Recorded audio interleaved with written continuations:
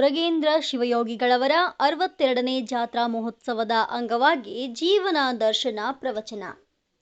ಕಲಬುರಗಿ ಜಿಲ್ಲೆ ಕಾಳಗಿ ತಾಲೂಕಿನ ರಟಕಲ್ ವಿರಕ್ತ ಮಠದ ಲಿಂಗೈಕ್ಯ ಶ್ರೀ ಮುರುಗೇಂದ್ರ ಶಿವಯೋಗಿಗಳವರ 62ನೇ ಜಾತ್ರಾ ಮಹೋತ್ಸವದ ನಿಮಿತ್ತ 5 ದಿನಗಳ ಕಾಲ ಜೀವನ ದರ್ಶನ ಪ್ರವಚನವು ಪ್ರತಿದಿನ ರಾತ್ರಿ 8 ಗಂಟೆಗೆ ಮಂಗಳವಾರ 16-12-2025 ರಿಂದ ಶನಿವಾರ 20-12-2025 ನಡೆಯುತ್ತಿದ್ದು, ಮಹಾರಥೋತ್ಸವ ಹಾಗೂ ಧರ್ಮಸಭೆ ಇದೇ ರವಿವಾರದಂದು ಜರುಗುವುದು. 2ನೇ ದಿನದ ಕಾರ್ಯಕ್ರಮದ ದಿವ್ಯ ಸಾನ್ನಿಧ್ಯವನ್ನು ಪರಮ ಪೂಜ್ಯ ಶ್ರೀ ರೇವಣ ಸಿದ್ಧ ಶಿವಾಚಾರ್ಯರು, ಪೂಜ್ಯ ಶ್ರೀ ಅಭಿನವ ರಾಚೋಟೇಶ್ವರ ಶಿವಾಚಾರ್ಯರು ಚಂದನಕೇರ ವಹಿಸಿದ್ರು. ನೇತೃತ್ವವನ್ನು ಪೂಜ್ಯ ಶ್ರೀ ಬಸವಲಿಂಗ ಶಿವಾಚಾರ್ಯರು ಕೋಲ್ಡಿ, ಮಠದ ನಿಯೋಜಿತ ಉತ್ತರ ಅಧಿಕಾರಿಯಾದ ನೀಲಕಂಠ ದೇವರು ವಹಿಸಿ, ಮುಖ್ಯ ಅತಿಥಿಗಳಾಗಿ ಸನ್ಮಾನ್ಯ ಶ್ರೀ ಶರಣು ಪಾಟೀಲ್ ಮೋತಕಪಲ್ಲಿ, ಸನ್ಮಾನ್ಯ ಶ್ರೀ ಅನಿಲ್ ಜಮಾದಾರ್ ಹಲಚೇರ ಜ್ಯೋತಿ ಬೆಳಗಿಸುವ ಮುಖಾಂತರ ಕಾರ್ಯಕ್ರಮಕ್ಕೆ ಚಾಲನೆ ನೀಡಿದರು. ಪರಮ ಪೂಜ್ಯ ಶ್ರೀ ಬಸವಲಿಂಗ ಶಿವಾಚಾರ್ಯರು ಆಶೀರ್ವಚನ ನೀಡಿದರು. ಮುಖ್ಯ ಅತಿಥಿಗಳಾದ ಶರಣು ಪಾಟೀಲ್ ವೇದಿಕೆಯನ್ನು ಉದ್ದೇಶಿಸಿ ಮಾತನಾಡಿದರು. ಖ್ಯಾತ ಪ್ರವಚನಕಾರರಾದ ವೇದಮೂರ್ತಿ ಪಂಚಾಕ್ಷರಿ ಶಾಸ್ತ್ರಿ ಕದಮನಹಳ್ಳಿ ಅವರು ಜೀವನ ದರ್ಶನ ಪ್ರವಚನ ನಡೆಸಿಕೊಟ್ಟರು. ಇವರಿಗೆ ಸಾಥ್ ನೀಡಿದ ಸಂಗೀತಗಾರರು ಜಗದೀಶ್ ವೀರೇಶ್ವರ ಗದಗ್, ತಬಲಾ ವಾದಕರು ಗೋಪಾಲ್ ವೀರೇಶ್ವರ ಪುಣ್ಯಶ್ರಮ ಗದಗ್, ಗ್ರಾಮದ ಮುಖಂಡರುಗಳಾದ ರೈತ ನಾಯಕ ವೀರಣ್ಣ ಗಂಗಾಣಿ, ಶಿವರಾಜ್ ಚೌಕ, ರಾಚಯ್ಯ ಕೀಣಿ, ಶರಣಬಸಪ್ಪ ಮಮಶೆಟ್ಟಿ, ಚಂದ್ರಕಾಂತ್ ಚೌಕ, ಚಂದ್ರಕಾಂತ್ ಸೀಗಿ, ರೇವಣ ಸಿದ್ಧ ಬಡ, ವೀರೇಶ್ ಬುಕ್ಕಟಗಿ, ಚಂದರ್ ಭೀಮಳ್ಳಿ, ಅನಿಲ್ ಕಮಿತ್ಕರ್, ಜಗನ್ನಾಥ್ ನಾಗ್, ರಾಜಶೇಖರ್ ಬುಕುಟಗಿ, ರಾಘವೇಂದ್ರ ಗುಂಡಾನೂರು, ಅಡಗಿ ಸೇವೆದಾರಿಗಳಾದ ಅಣ್ಣಾರಾವ್ ಅಣಕಲ್, ಮಹೇಶ್ ಬಿಜ್ನಳ್ಳಿ, ರಾಜುಸ್ವಾಮಿ ಕಿಣ್ಣಿ, ಸಿದ್ದು ಅರುಣ್ಕಲ್ ಸೇರಿದಂತೆ ಸುತ್ತಮುತ್ತಲಿನ ಗ್ರಾಮದ ಭಕ್ತಾದಿಗಳು ಮತ್ತು ಮಠದ ಭಕ್ತಾದಿಗಳು, ಗ್ರಾಮದ ತಾಯಂದಿರೂ ಇದ್ರು. ಅನ್ನದಾಸೋಹ ಸೇವೆ ಶ್ರೀ ಮುರುಗಪ್ಪ ಹಣಕುಣಿ. ನಿರೂಪಣೆ ಮಲ್ಲಯ್ಯ ಸ್ವಾಮಿ ಕಿಣ್ಣಿ. ವರದಿ ಎಸ್.ವಿ. ಗಂಗಾಣಿ.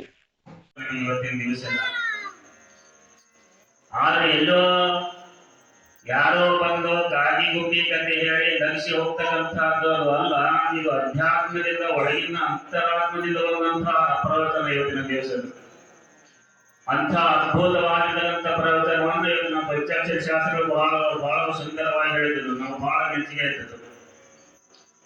ಆದ್ರೆ ಏನಾಗಿದೆ ಅಂತ ಕೇಳಿದಾಗ ಈ ಅಧ್ಯಾತ್ಮ ಪ್ರವಚನ, ಪುರಾಣ ಪ್ರವಚನ, ಜಾತ್ರಾ ಉತ್ಸವ ನಾವು ಯಾಕೆ ಮಾಡಬೇಕಂತ ಕೇಳಿದಾಗ, ಈ ಪುರಾಣ ಪ್ರವಚನ ಕೇಳೋದ್ರಿಂದ ನಮಗೆ ಅನೇಕ ದಿನತರ ಲಾಭಗಳು. ಇಂದಿನ ಕಲುಷಿತ ವಾತಾವರಣದಿಂದ ಯುವಕರು ನಾವು ಹೊರಗೆ ಬರಬೇಕಾಯ್ತಂದ್ರೆ ಆ ಪುರಾಣ ಪುಣ್ಯ ಕಥೆಗಳು ಬಹಳ ಅವಶ್ಯಕವಾಗಿವೆ ನಮ್ಮ ದಿವಸದಲ್ಲಿ. ಯಾಕೆಂತ ಕೇಳಿದಾಗ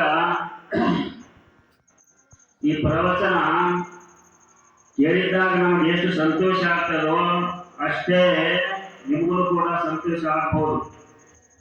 ಆದ್ರೆ ಭಕ್ತಿಯಲ್ಲಿ ಕೇಳಲು ಸಂತೋಷ ಆಗ್ತೇವಲ್ಲ, ಎಲ್ಲೋ ಮನಸ್ಸಿಟ್ಟು ಎಲ್ಲೋ ಮನೆಗಳಿಟ್ಟು ಆಗ ಸುಮ್ಮನೆ ನಾಮಕೆ ವಾಸ್ತ ಪ್ರವಚನ ಕೇಳೋದೇ ಅರ್ಥ ಆಗಂಗಿಲ್ಲ, ಸಂತೋಷ ಆಗಂಗಿಲ್ಲ.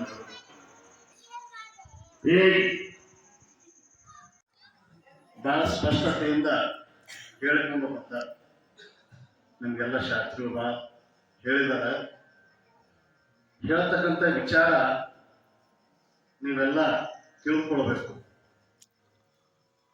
ನೀರು ಮತ್ತು ಒಂದು ಮೀನಿಗೆ ಯಾವ ರೀತಿ ಸಂಬಂಧ ಅದ, ಆ ಸಂಬಂಧದಿಂದ ಎರಡೂ ಹೇಗೆ ಪವಿತ್ರವಾಗಿರ್ತವ. ನೀರು ಹೊಲಸಾಗಬಾರ್ದು ಅಂದ್ರೆ ನೀರಿನೊಳಗೆ ಯಾವ ರೀತಿ ಮೀನ ಇರಬೇಕು, ಮೀನು ಇರೋದ್ರಿಂದ ನೀರು ಯಾವ ರೀತಿ ಸ್ವಚ್ಛ ಇರ್ತದೆ. ಹಾಗೆ ಮೀನು ಬದುಕಬೇಕಾದ್ರೆ ನೀರು ಬೇಕು, ಹೌದಾ? ಹಂಗ ಆದಿ ಅನಾದಿ ಕಾಲದಲ್ಲೂ ಕೂಡ ನಮ್ಮ ಸನಾತನ ಧರ್ಮ ಎಷ್ಟೋ ಮಹಾತ್ಮರನ್ನ ಕೊಟ್ಟಿದಾವ, ಕೊಡ್ತಾನೆ ಹೋಗ್ತಾ ಇದ್ದಾವ. ಅನೇಕವಾಗಿರ್ತಕ್ಕಂಥ ಶಾಸ್ತ್ರ ಗ್ರಂಥಗಳು ಈ ನಮ್ಮ ಸನಾತನ ಧರ್ಮದಲ್ಲಿ ಅದಾವ ತುಂಬಿ ತುಳ್ಕಾಡ್ತಾವ. ಎಲ್ಲರೂ ಇದ್ರೂ ಕೂಡ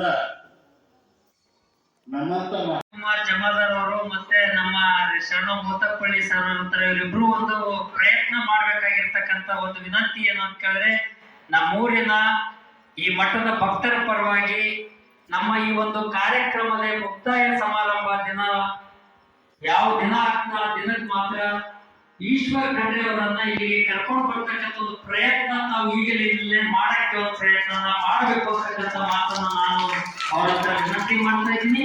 ನೀವಿಬ್ರು ಕೂಡಿ ಮನಸ್ಸು ಮಾಡಿದ್ರೆ ಯಾವುದೇ ಕಾರಣದಲ್ಲಿ ನೀವಿಬ್ರಿಗೂ ಮೀರಿರ್ತಕ್ಕಂಥ ಕೆಲಸವೂ ಅಲ್ಲ ಅಂತಕ್ಕಂಥ ಮಾತನ್ನು ಕೂಡ ಈ ಸಂದರ್ಭ ನಾನು ಹೇಳಕ್ ಬಯಸ್ತೀನಿ. ಅಲ್ಲಿ ತನಕ 19ನೇ ತಾರೀಕನ್ನ ಸೆಷನ್ ಮುಗಿದಿರ್ತದ. ಯಾವುದೇ ಕಾರಣಕ್ಕೂ ಕೂಡ ಬಹುತೇಕ 21ಕ್ಕೇನೋ ಇರ್ಬೋದು ಅಂತಕ್ಕಂಥ ಮಾತನ್ನು ಕೂಡ ನಾನು ಹೇಳಕ್ಕೆ ಬಯಸ್ತಾ ಇದ್ದೀನಿ. ಅದೊಂದು ಪ್ರಯತ್ನ. ಒಂದು ವೇಳೆ ಎರಡು ವಿಷಯನ ತಮ್ಮ ಮುಂದೆ ಪ್ರಸ್ತಾಪನ ಮಾಡಕ್ಕೆ ಬಯಸ್ತೇನೆ. ಒಂದು ಪ್ರಯತ್ನ ಮಾಡಬೇಕು ಅಂತಕ್ಕಂಥದ್ದು ಒಂದು ವೇಳೆ ಅಕಸ್ಮಾತ್ ಏನಾದರೂ ತಪ್ಪು ಅಂದ್ರೆ ಇದೇ ಮಟ್ಟದಲ್ಲಿ ಮುಂದಿನ ದಿನಗಳಲ್ಲಿ ಈ ಜನರ ಎಲ್ಲಾ ಸಮಾಜದವರು ಕೂಡಿ ಎಲ್ಲಾ ಭಕ್ತರು ಕೂಡಿ ಇಲ್ಲ ದೊಡ್ಡದೊಂದು ಕಾರ್ಯಕ್ರಮ ರೂಪಿಸತಕ್ಕಂಥ ಒಂದು ಪ್ರಯತ್ನ ಕೂಡ ಇದೆ.